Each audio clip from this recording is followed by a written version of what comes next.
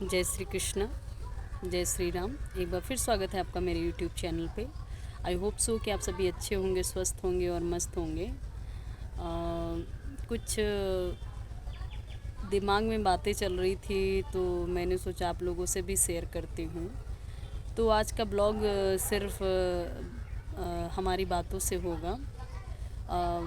कुछ चीज़ें ऐसी होती हैं जो मे बी शायद सबके साथ होती हैं, क्योंकि जो समाज हमारे इर्द गिर्द रह रहा है वही समाज आप लोगों के भी इर्द गिर्द रह रहा है। तो मेरा एक सवाल है कि क्या किसी की हेल्प करना गलत है? और हेल्प के पीछे किसी का दिमाग इतना गंदा भी चल सकता है? ये शायद जो जेन्युइन हेल्प करते हैं उनके दिमाग में तो नहीं आएगा। और जो तकलीफ़ में होता है, जो प्रॉब्लम में होता है, वो उस टाइम पे ये भी नहीं देखता है कि जो हमारी हेल्प कर रहा है वो जेन्युइन कर रहा है या फिर सिर्फ जो है इसका दिखावा है और इसका इंटेंस कुछ और है। क्योंकि उस टाइम पे आप सिर्फ अपनी प्रॉब्लम देख रहे होते हैं। तो अभी एक इंसिडेंट हुआ है। तो अभी मैं अपनी बहन के वहाँ से आ रही हूँ और पहले सोचा था कि ब्लॉग बनाऊंगी, लेकिन कुछ रीजंस की वजह से नहीं बना पाई। तो वहाँ पे मेरी जो बहन है उनका बड़ा बेटा, उसका एक्सीडेंट हुआ अभी 3-4 दिन पहले। तो उसको सर में चोट आई और उसका जब एक्सीडेंट हुआ तो वहाँ पर जो है उनके जानने वाला या उनका घर का कोई सदस्य नहीं था।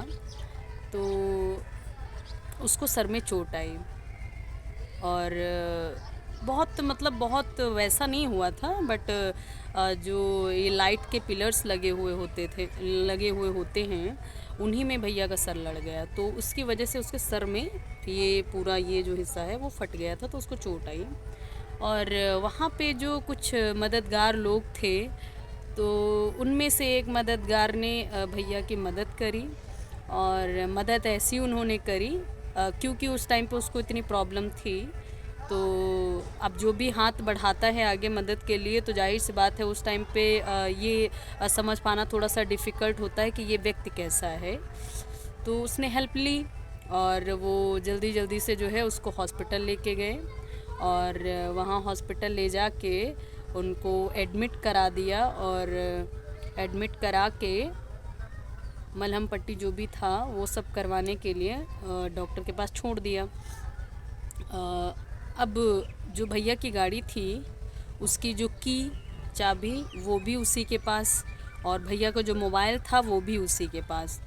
तो कैसे भी पता नहीं भैया का क्या उस टाइम पे इतना सेंस था कि उसने मोबाइल कैसे भी उससे ले लिया कि जो है वरना तो उसने मोबाइल भी ले लिया था कि लाइए हम आपके घर में इन्फॉर्म कर देते हैं ऐसा ऐसा करके।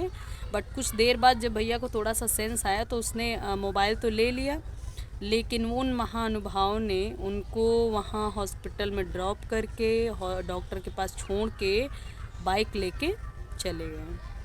और आज 4th या 5th डे है और अभी तक की कुछ भी पता नहीं चला है। और अब आप समझ सकते हैं कि इनके मदद के पीछे इंटेंस क्या था।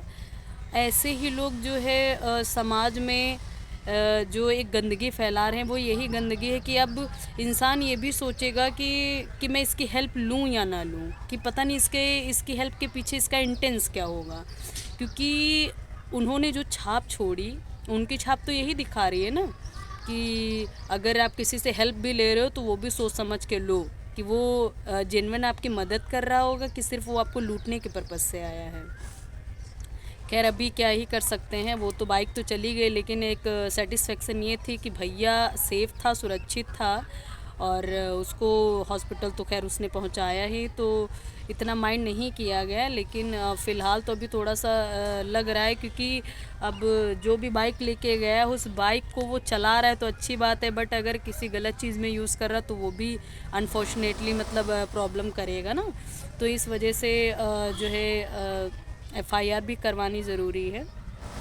सो अभी तक की कुछ भी गाड़ी का पता नहीं लगा है, बट देखते हैं क्या कैसे रहता है, पता लगता है कि नहीं लगता है। सो इस प्रकार के जो है सोसाइटी में, समाज में लोग रह रहे हैं, जो मदद के पीछे भी उनकी एक गंदगी छिपी हुई है। फिर हमने सुना कि वहाँ पे बहुत से लोग ऐसे हैं जो घूमा करते हैं सिर्फ इसी इंटेंस से कि मैं इनकी हेल्प करने जाऊँगा और ये काम कर लूँगा। बताइए, इस लेवल के लोग हमारे समाज में पनप रहे हैं और इस प्रकार के काम कर रहे हैं। कितना मतलब मुझे तो सोच के ही बड़ा अजीब लगता है कि कैसे मतलब लोग सिर्फ मदद के नाम पे दिखावा कर लेते हैं। अगर आपको नहीं करना आप मत करिए, लेकिन इस प्रकार से काम मत करें कि कोई तकलीफ़ में है उसको और तकलीफ़ दे रहे हैं। तो आप लोग भी अपनी राय दीजिए कि क्या ये सही है जो इसने किया, क्योंकि ऐसे ही लोगों की वजह से सोसाइटी में एक गलत छवि बनती है लोगों के प्रति, और गलत जो भावना होती वो पनप जाती है। तो लोग मदद करने के पहले और मदद लेने के पहले लोगों को सोचना पड़ रहा है या पड़ेगा। तो ऐसी चीज़ें नहीं करनी चाहिए। बस यही एक बात थी, तो मैंने सोचा आप लोगों से भी शेयर करती हूँ कि क्या आप लोगों से के साथ भी ऐसी कभी कोई घटना हुई है। अगर हुई है तो प्लीज़ कमेंट करके बताएं।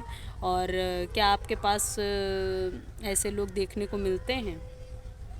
सो यहीं पे अपना ब्लॉग ख़त्म करती हूँ और सभी को जय श्री राधे।